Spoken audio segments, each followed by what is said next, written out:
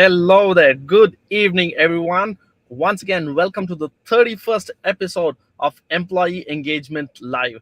I'm Shrikant Acharya, CEO at Offineeds.com. Offineeds is a leading corporate gifting and merchandise company based in Bangalore, Chennai, and Hyderabad. And today we have yet another very interesting person who's going to be our guest, and we're going to speak a lot about new initiatives, new strategies, and ideas around employee engagement. So once again, I want to thank you. It's a Friday evening, and there are a ton of other things that you can do. Really appreciate you taking the time off and being here. And so I'll encourage you to take your pen and paper and make notes because this conversation is going to be super interesting. Before I welcome our guest for the evening, I want to tell you why I'm in a car right now. I'm in the middle of a short holiday, and I was supposed to reach to my resort to be doing this interview, but I've still not gotten there. I'm on the highway right now, so I stopped my car to the on the side of the road, and I'm taking it from here. Thanks to the wonderful 4G, 5G network that we have almost everywhere, I'm able to take this right in the middle of the highway. So coming back to Employee Engagement Live, this is the 31st episode. Almost about 8 to 9 months back, I started this initiative where I started speaking to business leaders, leaders in the HR and corporate communication space from different organizations, and asking them about their ideas, views, philosophies, anecdotes, and experiences with respect to employee engagement. The reason I started to do that is because employee engagement has always been at the core of what every company does, but it became so much more challenging with the remote working kicking in and with hybrid work happening and with the COVID and all of that stuff.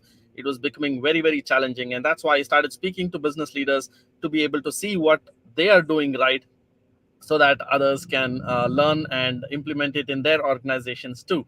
So, with that said, once again, welcome to the 31st episode of Employee Engagement Live. And today we have a very, very, very interesting and seasoned HR professional. His name is Aravind Warrier. Aravind Warrier is the Human Resource Director at RapidValue. And he's got about little more than 15 years of experience working in the HR domain. And prior to RapidValue, he's worked with organizations like Novo Nordisk, Timken, Infosys, UST Global, and DocuStream. With that said, without any further ado, let me welcome Aravind Warrior. Hi, Aravind. Thank you so much for taking the time. How are you doing today? I'm doing great, actually. I'm humbled and honored. And Srikan, on a lighter note, looks like you are super engaged. I think that's the best way to start the conversation.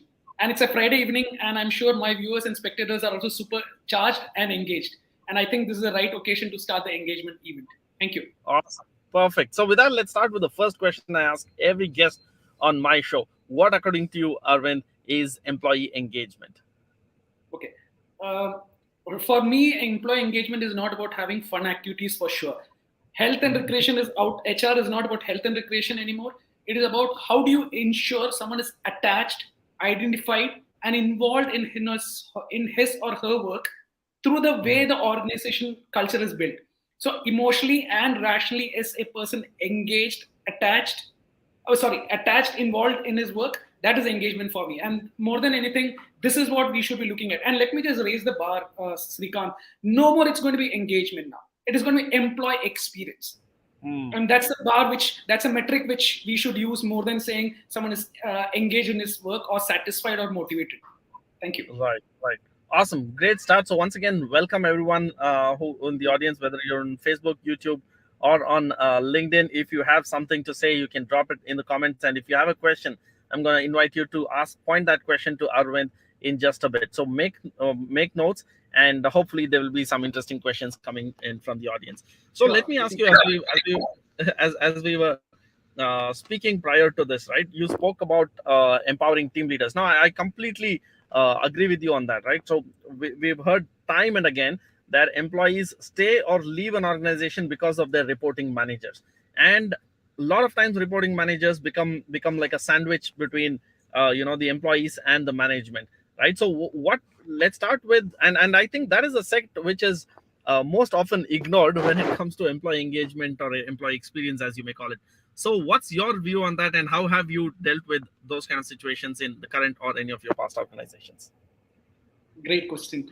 Second, to me at least, engagement is. I'll be very open here, with a lot respect to my HR fraternity. HR is not human resource job. Let me just remove it. It is not the expectation which you have to set for a human resource department.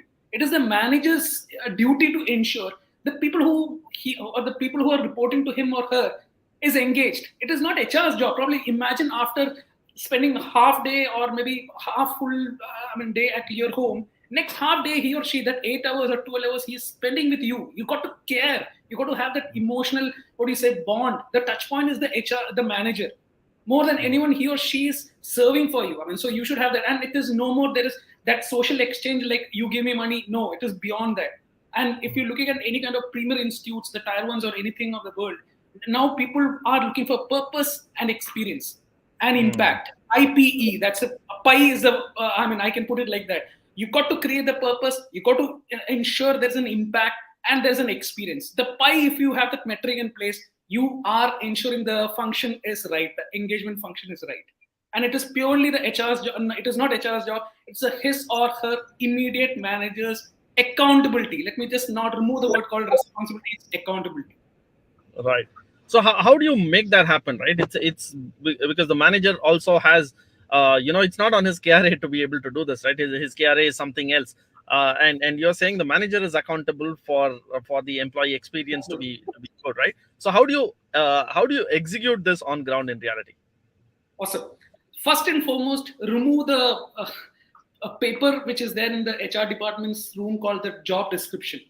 More than it is basically, if someone is joining an organization first day, make it a point you communicate, and especially keeping the COVID norms, ensure you have a virtual discussion with him or keeping the video on. That is the communication. If it is rightly set, that's a starting point. He or she feels, okay, my manager has taken time out for me.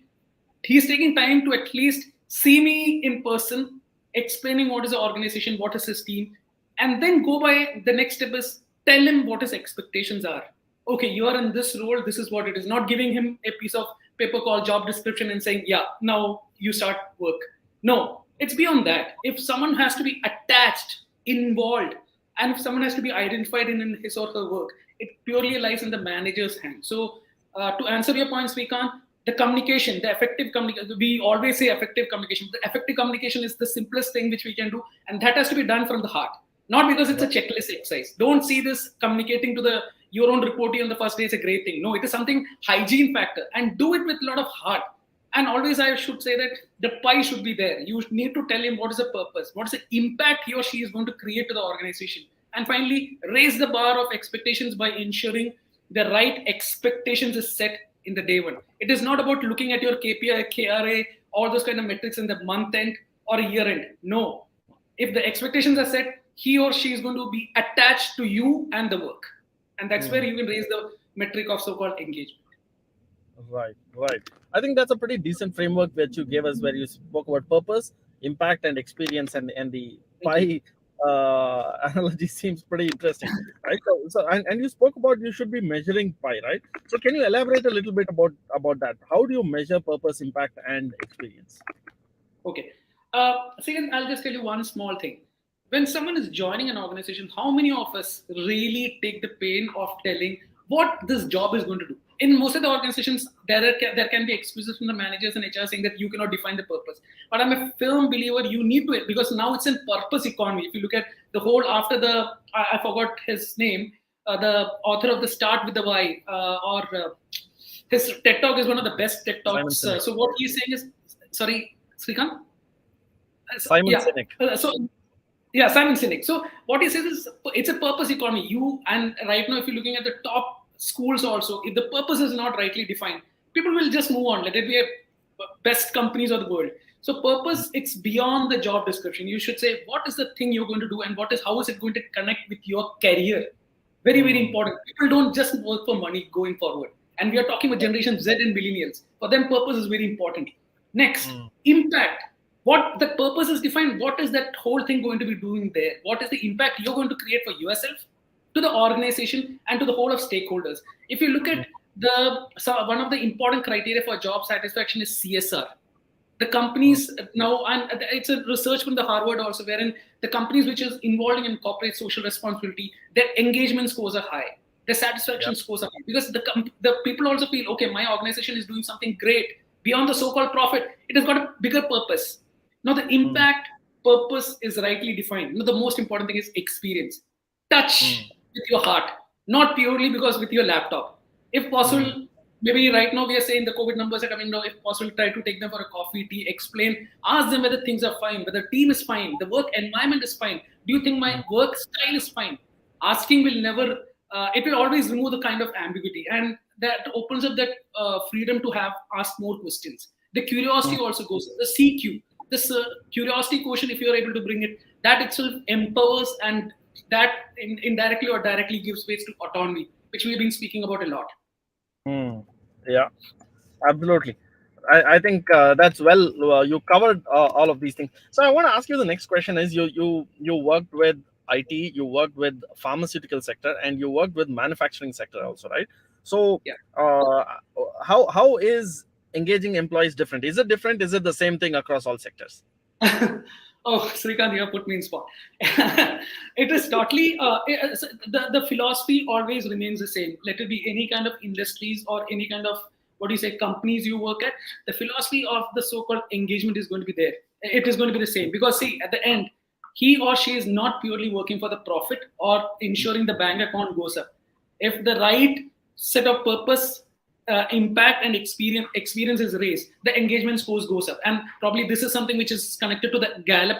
If you look at Gallup, even if you're doing the industry-wise segmentation, STP, or probably positioning it on the basis of industry-wise or the company, if you look at the fundamental principles lies in the manager. The way you treat people with respect, care, and compassion, that is more important. So it is irrespective of any kind of industry, and that's purely my perspective, Srikanth. Finally, it's purely the manager who has to drive. And the most important thing, thanks for bringing this up, it should start from something called LC, the leadership and the culture which leaders really drive or build, the architecture of the culture from the topmost. It has to come down, percolate. It's not just putting in walls. It's beyond that. You have to display it, do the talk, or walk the talk.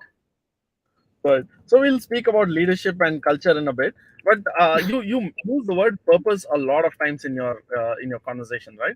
So Right. I can understand you're very passionate, and you believe very that any once the purpose of that individual is aligned to that of the organization, he will be more engaged and much more effective and so on, right? But how do you do this at scale? It's one thing to be able to do it in a small organization, 10, 15, 20, 50 people or something. But once it Right. goes beyond that, then you have numbers to meet, right? You need to be hiring so many people. How do you really focus on making sure their purpose is aligned? Give me a little bit insight on that. Okay, let's take the two sets we are going to address. First set is the so-called freshers. Second set is basically the laterals who are going to join your organization. I'm Right. sure, Srikanth, definitely there are managers who are actually going to be these set of employees, the freshers or the laterals are going to get tagged to set of managers, right? Or probably the business unit or the BU head and all those kind of things. The most important thing is the leader himself has to believe that the purpose has to be there. If the leader doesn't believe it, it cannot be percolated. And purpose is not, we are not talking about big things, big philosophy. Because if you have written a vision for your organization, you should make sure the person who is joining it really understands that. If you say that my company is existing to ensure the customer expectations are going up, you should ensure that is something which the employee should also be aware. And I think one of the important things which I could tell you here is the shared mindset. You ask most of the candidates about the big vision statement, most of them, they don't know it. They'll say that, okay, I'm here, I don't know what you're talking about. They'll say, HR, please leave us alone. We don't want to hear about your purpose and vision statement. But the most important thing is that means they don't know what they are working for. So how do you expect them to deliver impact?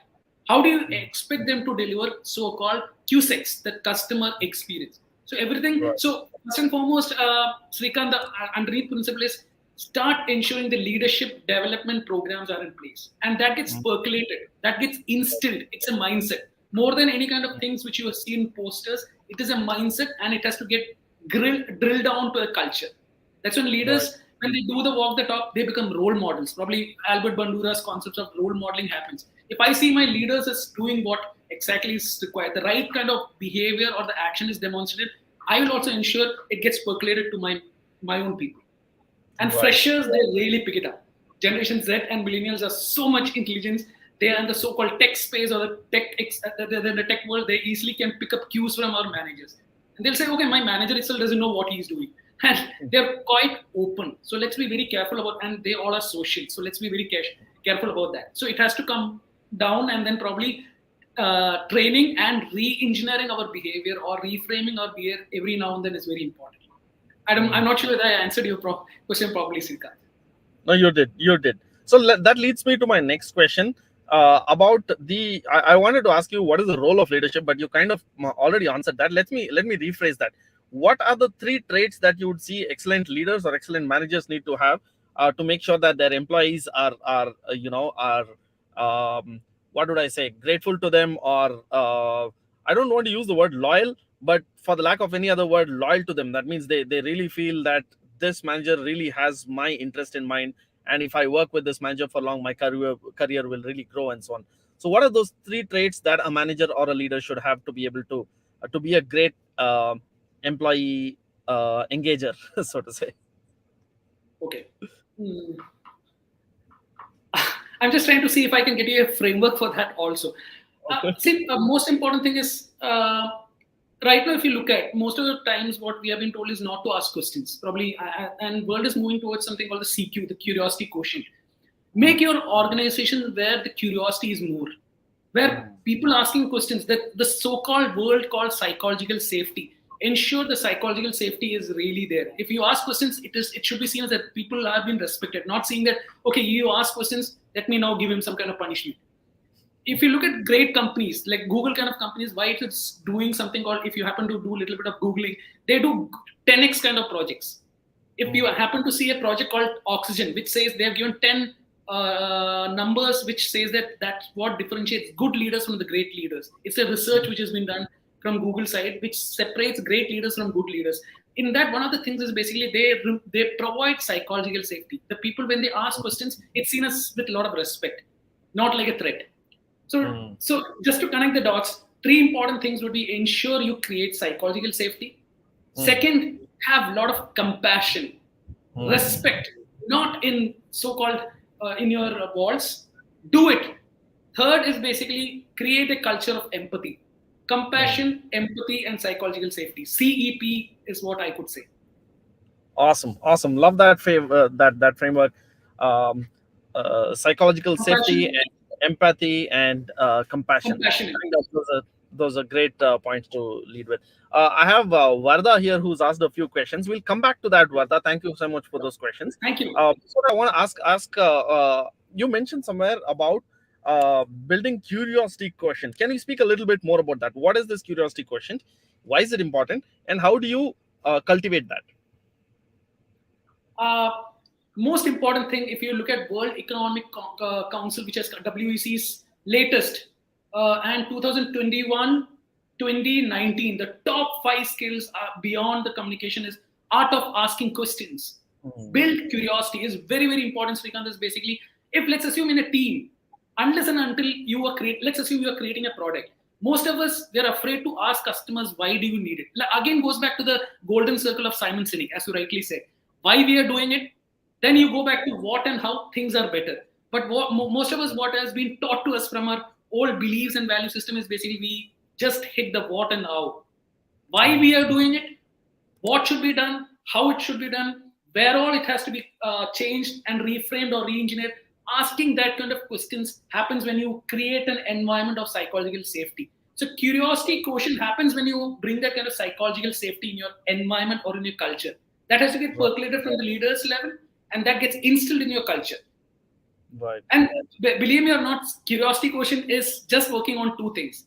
Your art of asking questions that arises from the curiosity, and it's a skill. And looking at Elon Musk and all those great minds who have created history, they only have done this. They are simply and awesome. They're curious and they ask questions, why and why not. If you look at an Uber case study, he was just waiting after a party, and then he asked, why can't I do something like this? Now rest is history. Right.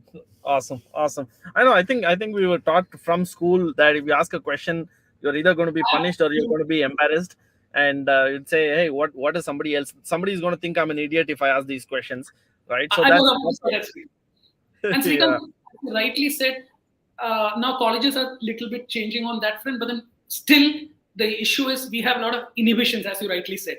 Now, if you look at an Elon Musk, what he says is they are not looking for knowledge. If you want to cultivate insights, we say, come on, generate a lot of innovation, come out with a lot of creative ideas. How can you do the creative ideas if you have a gun here saying that don't ask questions but generate a creative idea? It doesn't happen. If you want creative ideas, you only need to master something called curiosity. That's why if you look at small babies, they don't know anything. They'll go and experiment anything and everywhere. And experimentation happens when you are curious and you are having the humble inquiry kind of nature, which starts with asking questions. Absolutely. I'm loving this conversation. I hope everybody in the audience is loving it too. If you have any questions, now is a great time. Varda, I'd like to look at your question now. Varda is asking, where do you see the new HR freshers are going wrong? And I'm sure you would be taking many interviews for the role of HR. Did you find any gap between knowledge and expectations? Do you think HR students are not only taking the JD self-knowledge, are only not taking the JD self-knowledge seriously? I think all of this is related to recruitment of HR professionals. Actually, there is another question that I wanted to kind of tie to what Varda asked.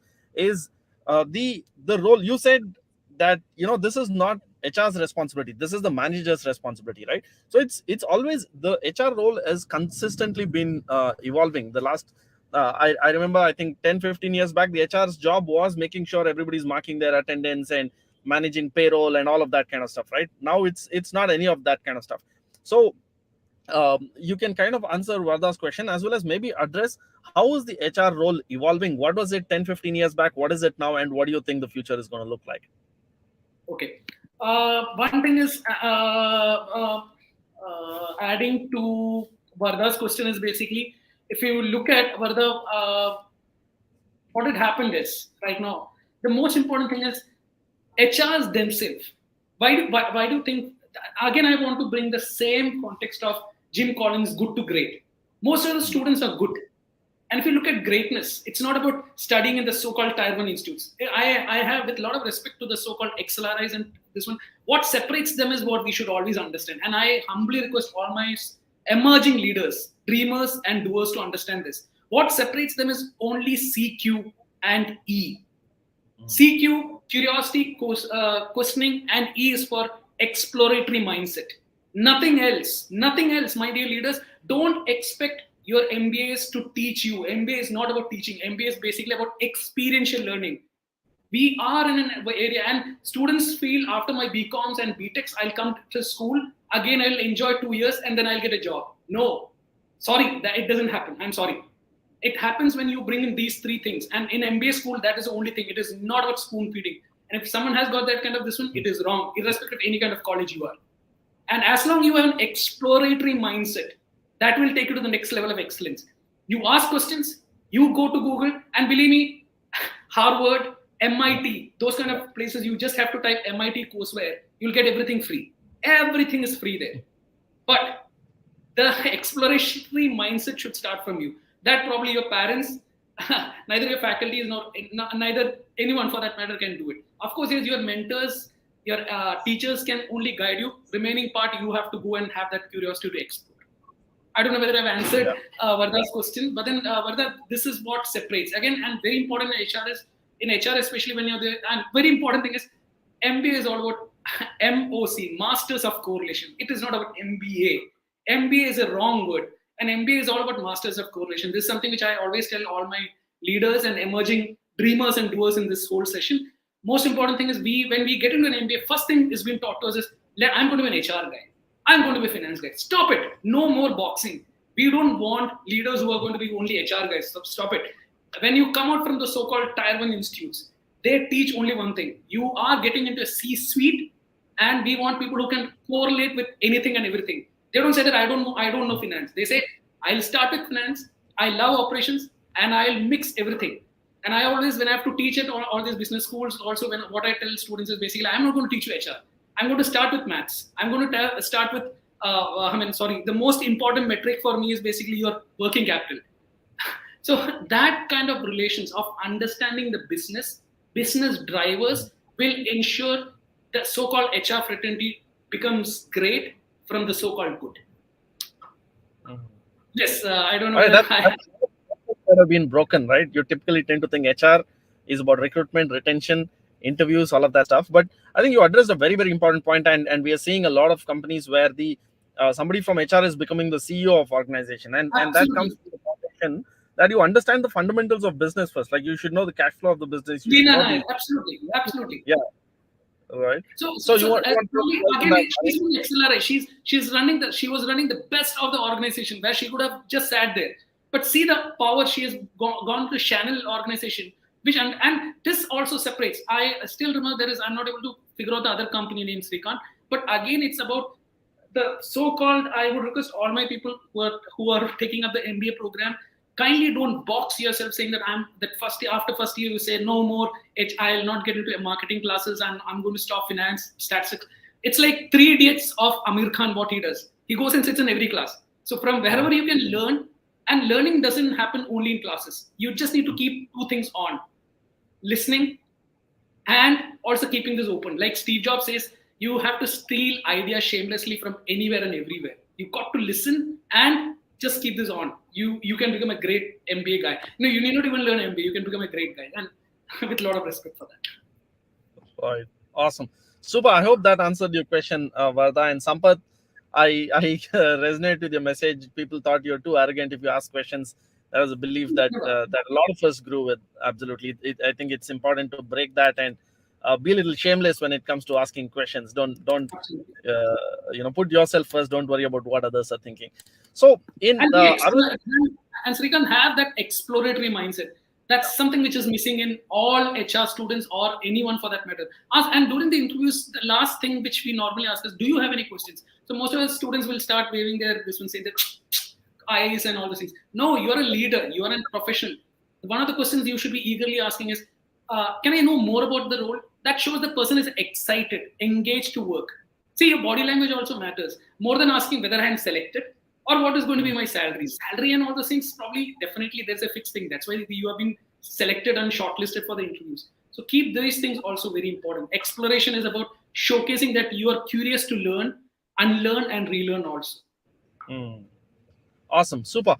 So earlier in the conversation, Aravind, you mentioned that leadership and culture are two of the most important drivers in delivering excellent employee experience, right? We spoke a little bit about leadership. Let's talk a little bit about culture.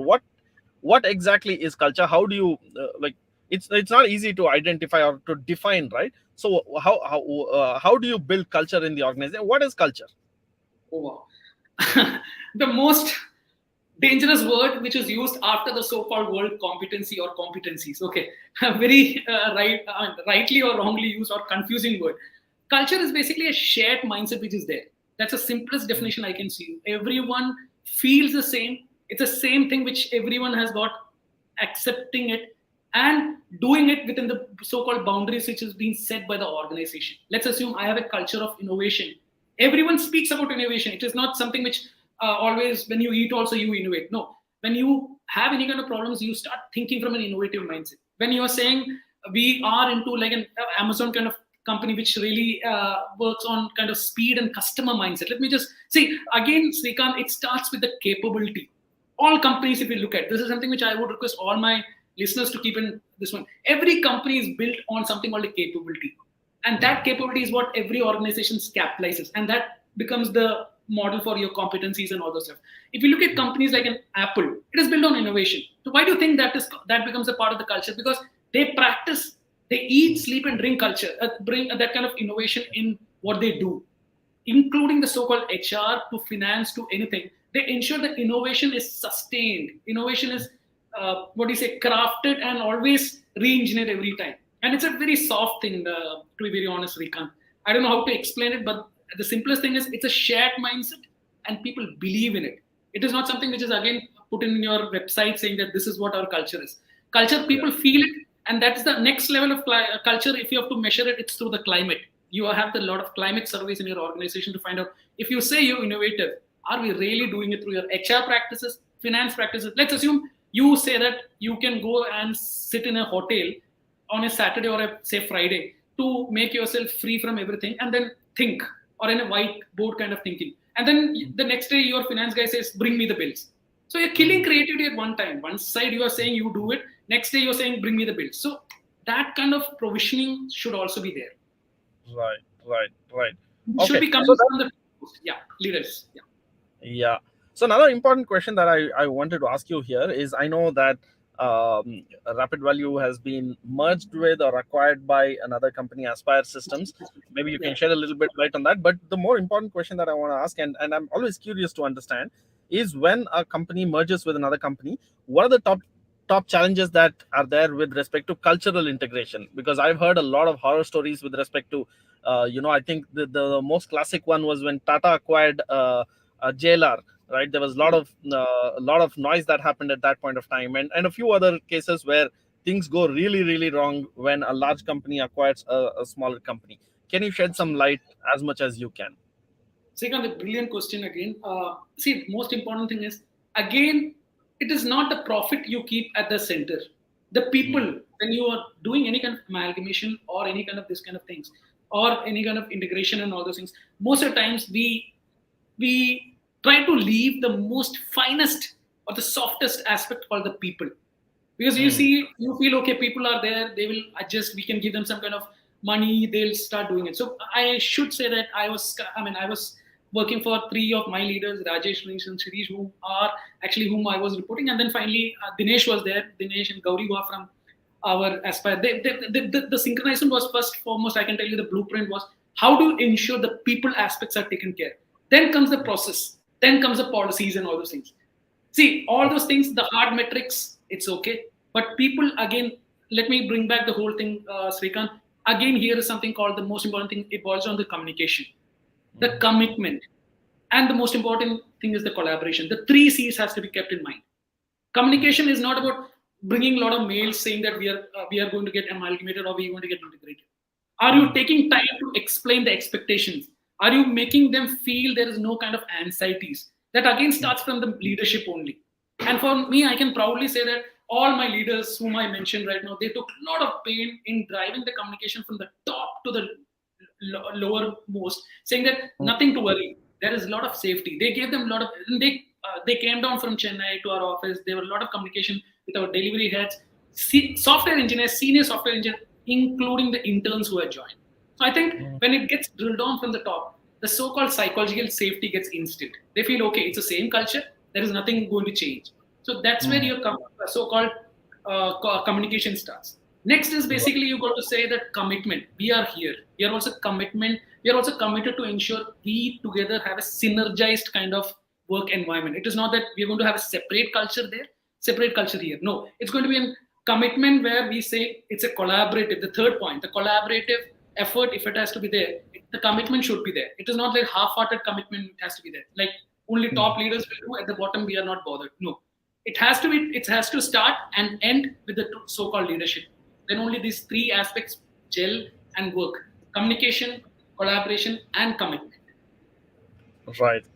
Absolutely. I think when it fails when you just focus on, just trying to acquire the technology or acquire the customers or something like that and ignore the people within the organization. And that's happened so many times. Some banks acquiring another bank, and a large tech company acquiring a small startup.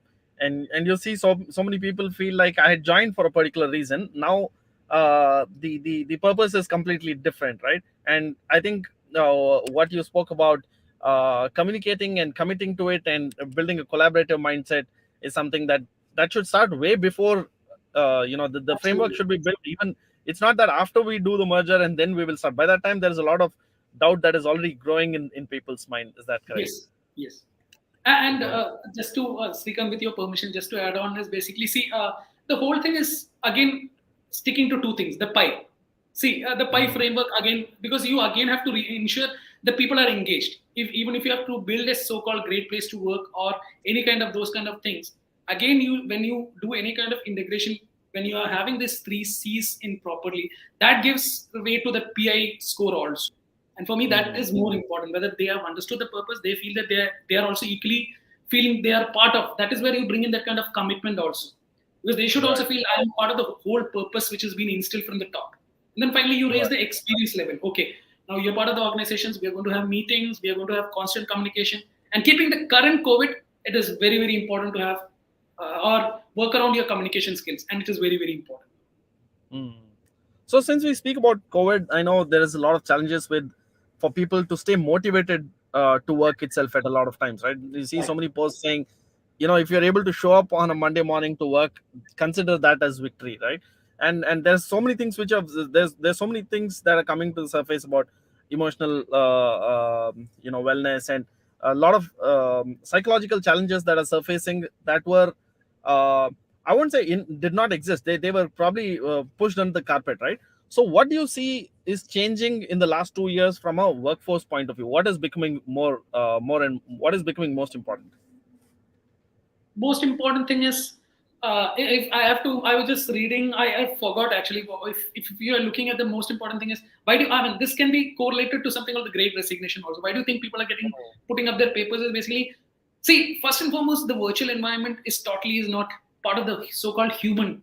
Humans work on a simple concept called Srikant. It's called the social dynamics. If you happen to hear, all they say, if I have to say my experience is 18 years.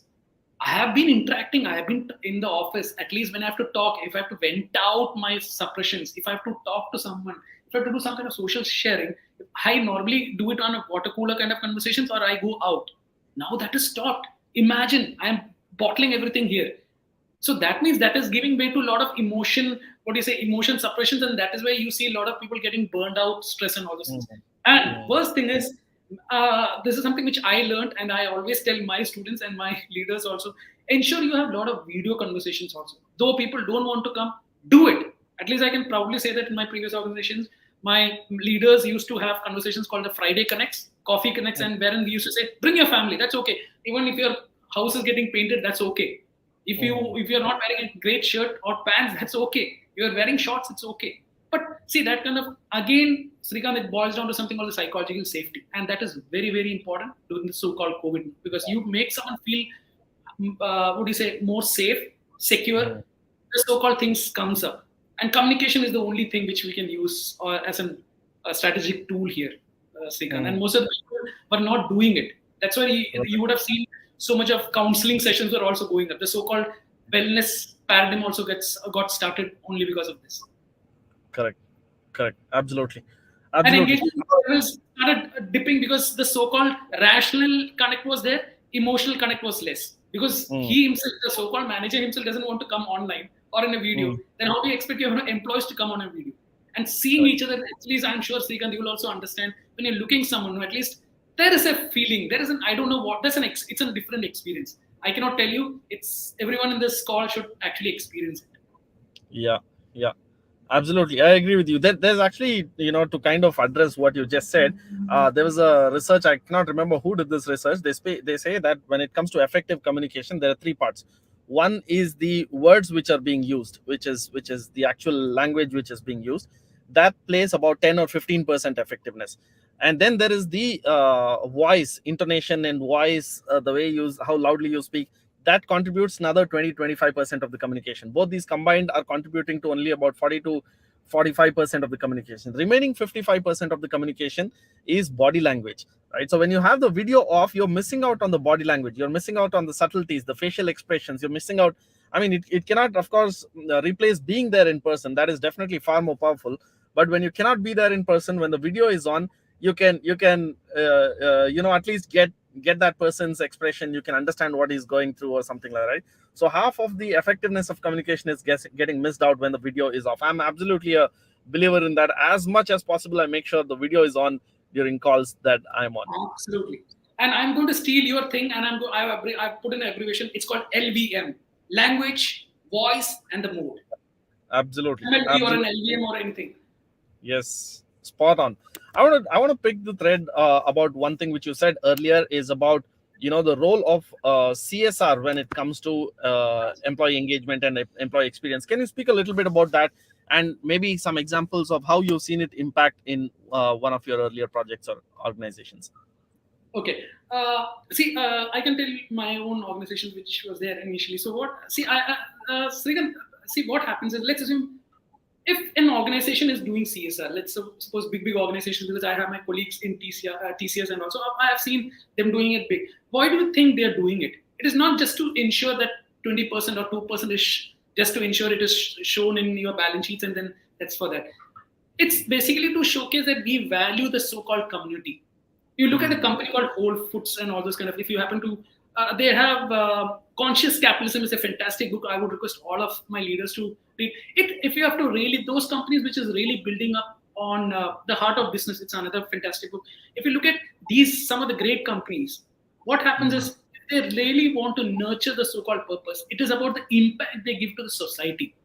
And imagine if the so-called Generation Z or the so-called baby boomers are being able to attract, or if the so-called organization HR or the leadership is able to get that connect, or if they are able to get the thread saying that we also believe in serving our society, that always raises the bar of engagement. That's a study, because let's assume that also shows that, okay, besides so-called profit, there's bigger thing called the purpose. It's again serving the society, also taking care of the people around us. And that's why some of the companies which they do it without keeping the profit, their so-called shareholder value or anything goes up. Yeah. So, Yeah. and this is not just because you should just do it. I think it has something which has to be really drilled down to the people or the employees who are working in your organization. You should make them part of the program and not just say that we have donated this much amount. If you look at some of the great organizations, why do you think, Srikanth, some other people go and teach? I was part of Infosys where I can proudly say that I used to do CSR. Means it is not, we on a Sunday, we could do a lot of things, but then we on a Sunday, we go and teach at a lot of schools. And I felt that one day gives me a lot of energy to keep that my whole charge of my battery goes up on a Sunday, because next 1 week I can fight with the charge. And again, Sunday we go and do it. What happens is when we do it, we also feel there is another set of life besides the so-called work. Okay, and the happiness you get it, I cannot tell you. And it is not happiness. I can say it is containment. More than that, the next level of respect. I think if you're looking to raise your happiness quotient, the organization should ensure the CSR kind of thing is being instilled to the so-called fraternity of employees. They should not say, just we are doing this. Are you interested? And I'm sure there are a lot of volunteers who will be part to do great things. That's where you are able to connect the purpose and the impact.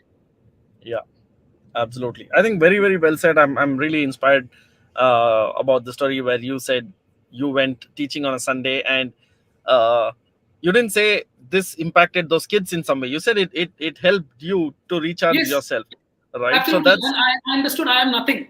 You so-called the HR, everything you'll go. You will not say any more HR. You'll then feel, alright, these people are better than us. And I can tell you, Srikanth, it's an experience. And I would request all my, and when I have to teach HR in any of the organizations and institutes, which I do it, I always tell my students, do something for the society. Be part of a lot of NGOs. That will always make you feel that you are nothing. They are more greater than you.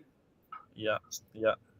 Absolutely connect with you. We kind of at one point of time we took all our staff and spent one full day with an orphanage, right? Yes. And the learning that we had at the end of the day, we thought we have challenges, right? We thought, we have personal challenges. Everybody would feel that my life is very difficult, right? And when you look at that, you realize how fortunate we are. And the urge to be able to do something for somebody who's less fortunate comes up within you, and then you just shown them that path, and then it's there. They just keep doing it week on week, month on month, and Yes. the joy that comes is you tend to realize you're actually not doing service. They're doing your service by becoming a part of Yes. your life, and that's only something that can be experienced and not said. And So Srikanth, the happiness, the so-called love, affection, if you happen to see, you go there. Even if it's elders or the so-called yeah, youths there, that's a real love they care. And they don't want anything. You give them chocolates, you come empty-handed, they're willing to accept you. And that one, I'm telling you, Srikanth, this one good last message, if I have to share, I would request and urge all my leaders, dreamers, and doers in the session to visit some of the NGOs. That will definitely tell you the joy and experience is beyond whatever problems we are facing. Then we understand we are nothing in front of big the problems which we face. And yeah, so-called COVID is nothing. correct. Absolutely. I think it's been fantastic speaking to you, Arvind. Thank you so much for your time. I'd like to wrap up with one final question I want to ask you. We've been speaking about engagement, experience, but I believe at the core of it, right? Employees in organizations are true brand ambassadors of that organization. And I want to ask you, if you have to turn an employee into a brand ambassador, what does it take? What does an organization need to do? Oh, again, it's a fantastic question. Uh, See, again, it actually starts with the so-called manager and the HR or whoever it is. The so-called leader should actually make them feel that they are a brand. See, it starts making someone feeling great. That's where the real thing starts. The so-called engagement is what you're making him or feeling, or you're making him or her attached or involved in his or work. Why do you think he or she should get involved? Is the first question you should ask. Because you are giving him or her something called importance. You're valuing his work, valuing his contribution. That's where impact starts. And the Srikant, the right word would be make him or feel his work is not there. He's not doing work. He's contributing. Let the work in your dictionary go, or the job or the task or the so-called projects be removed from the so-called dictionary of the so-called project management or HR, this one, and make everything called contribution. The word contribution itself is big. As long as you can make someone feel he or she is contributing, the brand value goes up. He or she would do something beyond the call. That is called the organization citizenship behavior, or the discretionary behavior. He or she would start doing it, putting effort, energy, and time beyond the calls. And that's when organization reaches the next level of excellence. Awesome. Fantastic, Aravind. It is wonderful speaking to you, and thank you so much for your time, and thank you everyone in the audience for coming. We really hope you found value. Aravind, I hope you had a good time. I'm humbled and I'm honored. Thank you. Thank you so much. Thanks everyone. Have a fantastic weekend. Bye-bye. Happy weekend.